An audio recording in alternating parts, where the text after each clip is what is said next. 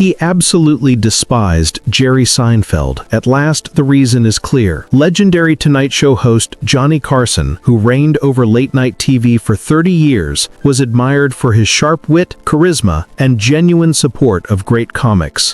From Robin Williams to Joan Rivers, he opened countless doors with a single invitation to his famous couch.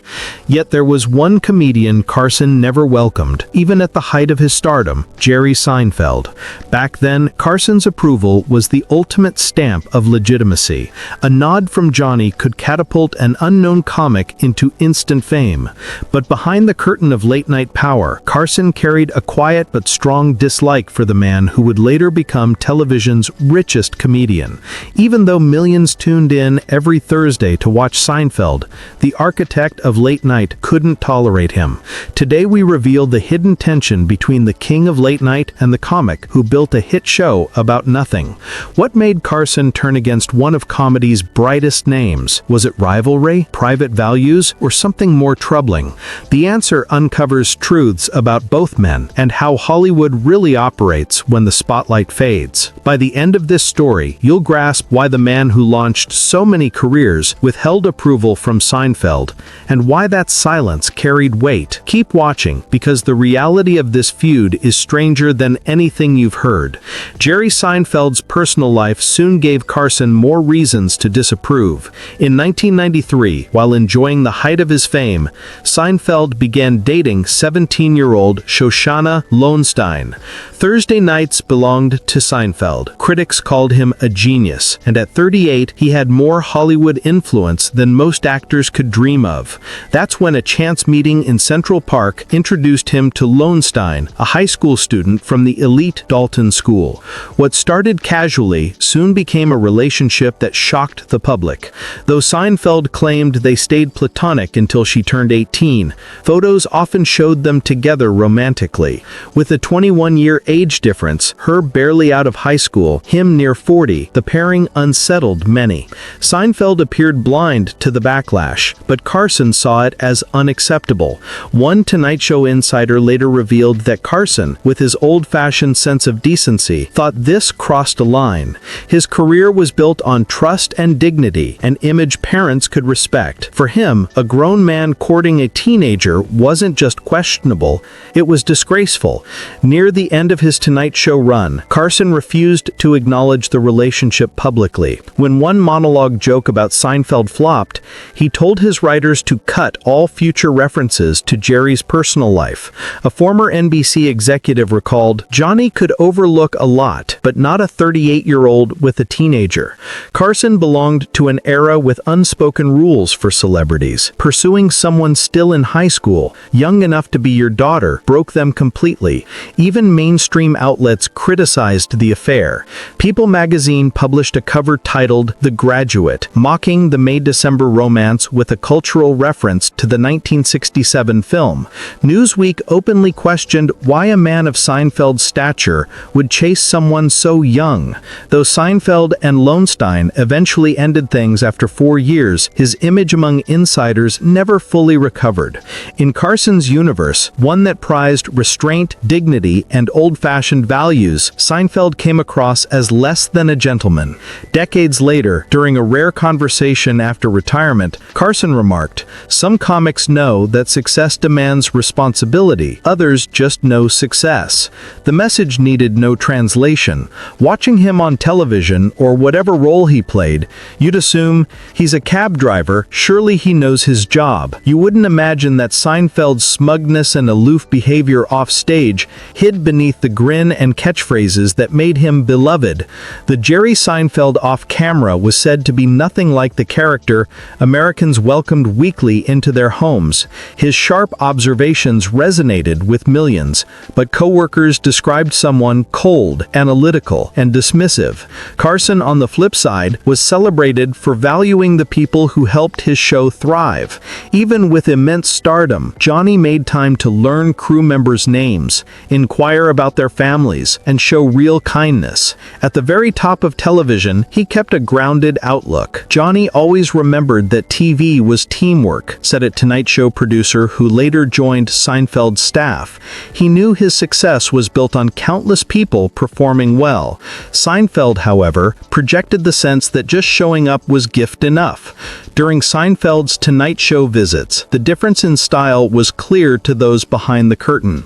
Yes, Jerry was professional, punctual, and prepared, but he rarely mingled with the crew, seldom thanked anyone, and carried a sense that one staffer described as a wall between himself and others. Carson caught on. For a man who welcomed thousands of stars over 3 decades, Jerry's manner stood out not as outright rude, but as missing the warmth Johnny admired. Johnny liked comics with dimension, recalled a former writer. Wit mattered, but so did humility, honesty, and self-deprecation. Jerry nailed the wit, but not the rest. That gap was evident during a comedy panel when Jerry brushed off peers, Carson favorites like Letterman and Leno, as trying too hard with audiences. Fans chuckled at Jerry's sarcasm, but Carson's grin tightened.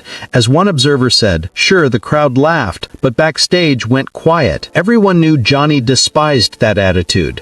He had built his reign on talent speaking for itself. Bragging and tearing down peers weren't confidence to him, but insecurity. For someone who thrived in cutthroat TV for decades without creating enemies, Jerry's barbed tone toward colleagues seemed needless. Carson once confided that the measure of a true comic was whether peers sought their company, recalled Gary Shandling years later. With Jerry, that was not often the case. Carson believed in humility. Seinfeld showcased riches. Few contrasts underscored their divide more than money and fame. Though Carson earned over $300 million, he lived with restraint by Hollywood standards. His giving was quiet, his life simple, and his image never revolved around fortune. Johnny had fine cars and elegant homes, said his longtime producer Peter Lassily, but he never flaunted them. He thought showing off was vulgar. To him, flashing wealth meant losing the crowd's trust. Seinfeld, on the other hand, leaned into his fortune as part of his persona. His garage of 100 Porsches became mythic. His jet travel was routine. His syndication checks of $100 million a year were openly bragged about. Instead of hiding wealth, Jerry embraced it, even designing shows like Comedians in Cars Getting Coffee around his luxury rides. That display epitomized the celebrity culture Carson disliked. Raised in Depression-era Nebraska, Carson never shed his practical approach to money. Though he drove hard bargains at NBC and became TV's highest-paid entertainer, he viewed public chatter about riches as tasteless. One evening, Johnny remarked to a staff writer, "A bigger garage doesn't make your jokes sharper," recalled a former Tonight Show insider. He felt that real comedy grew out of hardship, keen observation, and staying grounded in everyday routines. When word reached him about Jerry's endless chatter over his cars and fortune, he simply sighed in disapproval. To performers of Carson's era, it seemed almost vulgar for a comedian to flaunt possessions so openly. Legends like Jack Benny, George Burns, and Bob Hope, whom Carson revered, had all risen from modest roots while keeping an everyman spirit, even at the height of fame. In Johnny's eyes, that bond with ordinary people was the true source of lasting humor. Seinfeld's style appeared alien to Carson, reflecting a newer era where stars leaned on luxury as part of their persona.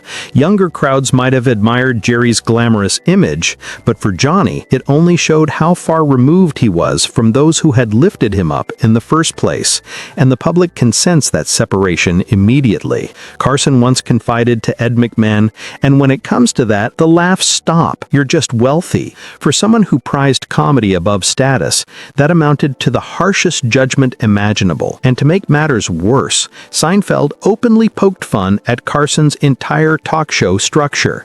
Over 30 years, Johnny had refined a late-night formula that became the foundation for generations of hosts. The opening monologue, the guest chair, the casual interviews, Carson had elevated them into tradition, a model later followed by Letterman, Leno, and many more. So when Jerry rolled out Comedians in Cars Getting Coffee in 2012, he intentionally framed it as a rejection of Carson's blueprint, a fresher spin on celebrity exchanges. "I don't care to ask actors about films I never watched," Seinfeld repeatedly explained in press tours. "I can't fake excitement or pretend to care." That's why, in his view, Comedians in Cars stood alone as authentic. Even without naming Carson outright, the meaning wasn't lost in Hollywood insiders. The classic talk show, Johnny's pride and innovation, was painted as shallow, outdated, and irrelevant for true comics. Carson felt that sting deeply, admitted a longtime confidant who stayed close to him in retirement. Here was Jerry, whose career was made possible by Tonight Show appearances, casually discarding Carson's legacy as hollow. Naturally, it cut him. Johnny, known for his thin skin and fierce loyalty to his work, was genuinely hurt by Jerry's dismissive framing of the very format he had dedicated his life to. For Johnny, a talk show meant far more than light entertainment. It was America's nightly gathering place, a stage that carried the nation through assassinations, wars, scandals, and celebrations. He treated the duty with weight, and Jerry's suggestion that it was all meaningless chatter felt like a deep insult to Johnny and everyone who had poured themselves into the craft. What sharpened the wound was the fact that Carson had been instrumental in Seinfeld's rise. Like his peers, Jerry had used Tonight Show appearances to win over audiences across the country, so for him to later belittle the same stage struck Carson supporters as at best ungrateful and at worst blatantly disrespectful. When pressed about Seinfeld's remarks after stepping away from television, Carson reportedly replied with his usual dry sharpness. "Without talk shows, Jerry might still be telling jokes in Long Island pizza joints," he quipped. Beneath the sparkle in Carson's eye, however, was an unmistakable sting.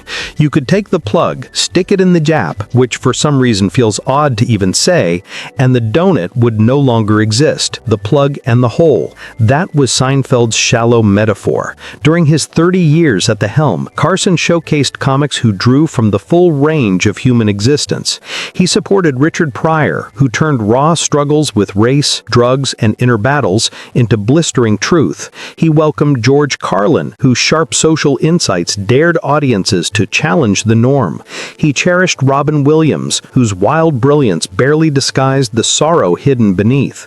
All of Carson's chosen comics carried the courage to show their faults, their hardships, their humanity, all in service of laughter. To him, real comedy wasn't limited to keen observation. It was rooted in connection.